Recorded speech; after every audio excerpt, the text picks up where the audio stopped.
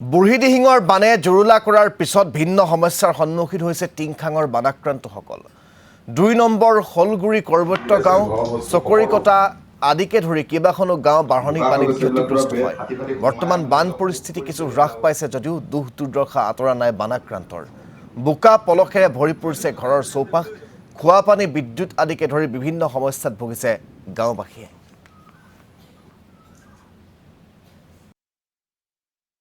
বানপানী আহি পিনে এতিয়া আমাৰতো যথেষ্টটো অনিষ্টকাৰী হৈছে।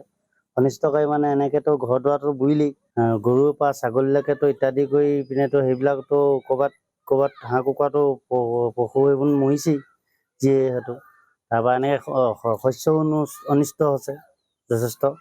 তাৰপৰা কি কৰিবি এতিয়া, চৰকাৰেতো যিখন পাৰিছে মানে কি ৰিলিফটো দিছে, বাকীখনটোনো ইয়াত ব্যৱস্থা কৰা নাই বা বাহিৰে মানে বাহিৰ ছাইডটো খহি গুচি গৈছে, পানীয়ে খহাই লৈ গুচি গৈছে। তাৰপৰা ভিতৰ ছাইডটোতো পূৰা মানুহ ভৰি দিব নোৱাৰে, সোমাই গুচি গৈছে। ক'ৰবাততো সানি একেবাৰে পুখুৰীয়ে কৰি দিছে। বোকা একদম ভিতৰখন তাৰমানে একেবাৰে বোকা হৈ গৈছে, আৰু পানীটো নদী পানীটো পলসটো গাঁঠি একদম এআঁঠু ইমানখিনি হৈ গৈছে এগাঁঠি। খোৱা পানী পৰা আদি কৰি বহুত সমস্যাৰ সন্মুখীন হ'বলগীয়া হৈছে। গৰু ছাগলীৰ পৰা থাকিবলৈ জেগা নাই, যুগলি নাই।